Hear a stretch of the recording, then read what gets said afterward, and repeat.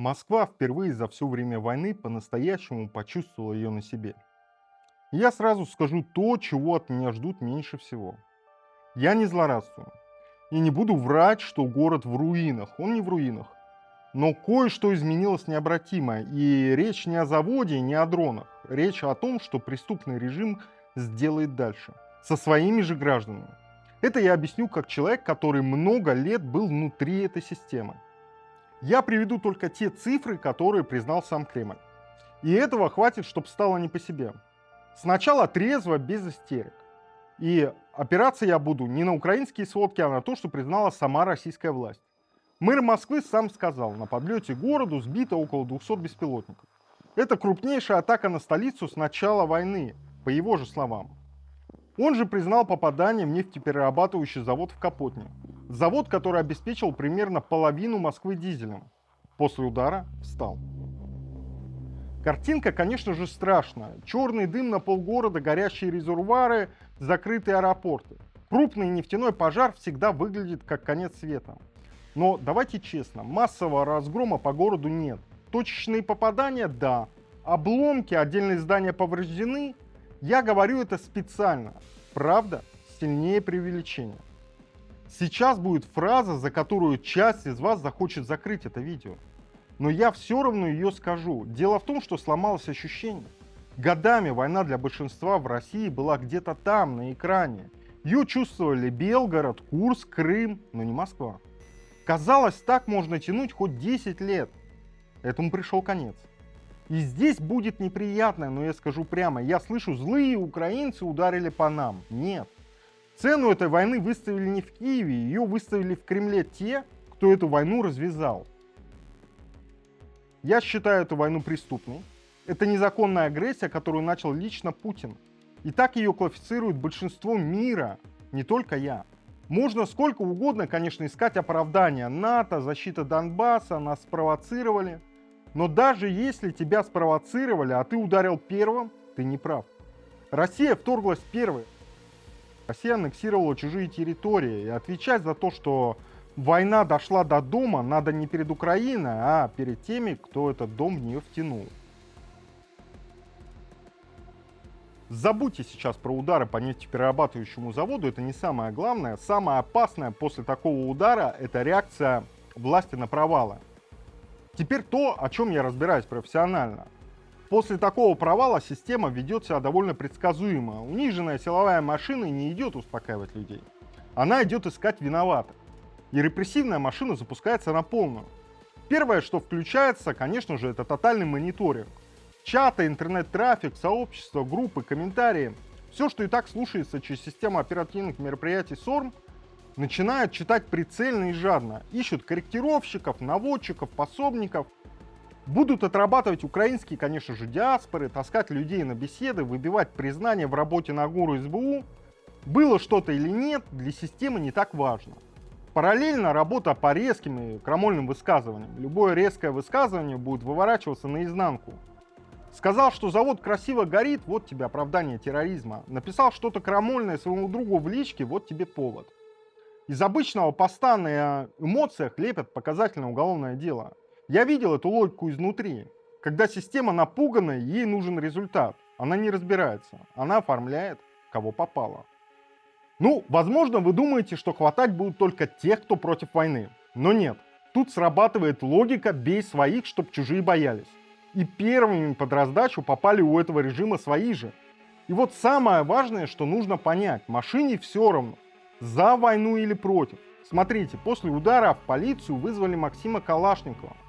Это не оппозиционер, это провоенный Z-блогер, так называемый патриот. И для них он свой в доску. Его вызвали давать объяснение за то, что он выложил видео поражения завода, за кадры. Своего за то, что он показал унижение этой системы. Будут ли такие, как он, возвращаться домой или окажутся в соседней камере со Стрелковым, посмотрим.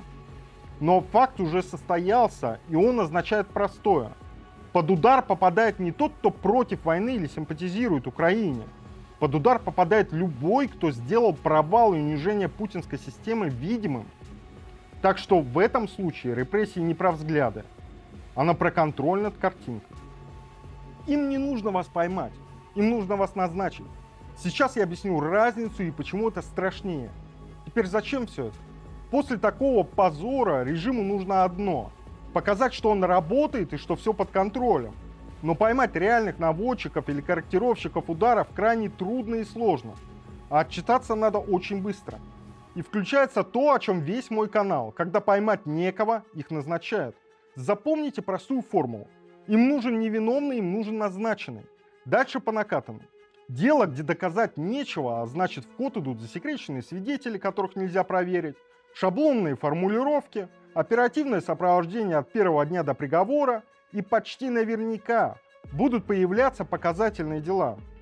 Кого-нибудь обязательно громко обвинят в связях с украинской стороной или с РДК на камеры, чтобы доложить наверх. Мы работаем. Реальная вина там вопрос 10. Дело в этой системе собирают не под угрозу, дело собирают под отчет. И если даже дальше вы ничего не запомните, запомните это 30 секунд. Они могут уберечь вас от реального срока, и то, ради чего вам стоило вообще это досмотреть. Запомните это как правило, оно работает после каждого крупного удара, не только этого. В такие периоды наступает пик, мониторинг на максимуме, и хватается за все и за всех, и дальше будет только хуже. Не выкладывайте кадры ударов и тем более свою геолокацию. Если вы не можете это сделать безопасно и анонимно, это первое, за что тащат, и это доказал даже свой провоенный блогер. Не комментируйте на эмоциях то, что можно вывернуть под оправдание или дискредитацию армии. Помните, что личная переписка на самом деле вовсе уже давно не личная, а соцсети и комментарии в них активно мониторятся. И не ведитесь, если малознакомый человек вдруг настойчиво заводит острый разговор и ждет вашей реакции. Это не паранойя, это понимание момента. Тихий период вы всегда сможете пережить, а громкое слово в такие дни может стоить для вас очень дорого. А теперь то, ради чего я вообще включил эту камеру и снял этот ролик. И это сейчас не для вас, дорогие зрители, это для тех, кто сейчас в погонах. Я обращаюсь к своим бывшим коллегам по второй службе ФСБ и ко всему силовому аппарату. С теми, с кем когда-то был по одну сторону, к своим некогда братьям по оружию. Вам сейчас дадут команду искать виноватых, лепить дела, отрабатывать невиновных под отчет за чужой провал. Вы не обязаны это исполнять. Преступный приказ не перестает быть преступным от того, что он приказ. А приказы этой преступной войны преступны вдвойне. Не выполняйте, тяните, саботируйте. Не становитесь тем, кто оформит назначенного. Перестаньте бездействовать. Эта война держится не на одном человеке в Кремле. Она держится на молчаливом бездействии миллионов и на исполнительности тех, кто внизу. Ведите агитацию среди коллег, саботируйте приказы и указания системы. Вместе вы можете изменить ситуацию в стране. И остался один, пожалуй, вопрос. Самый неудобный из всех, и он лично к вам, дорогие зрители. Главный вопрос этой войны давно не про фронт и не про территорию. Он про то, кто дольше выдержит ее цену внутри собственного общества. Эта цена пришла в Москву и в Россию в целом. И это только начало. И вопрос теперь каждому. Вы готовы платить за войну Путина? Потому что платить придется. И не только дымом над городом. Платить придется свободой, спокойствием за дверью в 6 утра, потому что вы как-то не так высказались. И за каждым недовольным будут приходить по одному, по отдельности. А возможно, придется заплатить собственной жизнью или жизнью близких людей. Потому что Путину захотелось повоевать на старости лет. И как бы ни хотелось, но вам нужно будет принять решение, что вы будете делать дальше. И у меня, конечно же, нет морального права призывать вас выйти и начать сопротивление, и к чему бы то ни было еще. Не могу я призывать вас рисковать собой в такой репрессивной среде, так как я нахожусь в Европе, за границей, а вы в небезопасности, внутри непосредственно репрессивной среды. Поэтому я вас и не призываю. Но так или иначе, этот выбор вам все равно сделать придется. Этот выбор и ответственность за каждым из вас.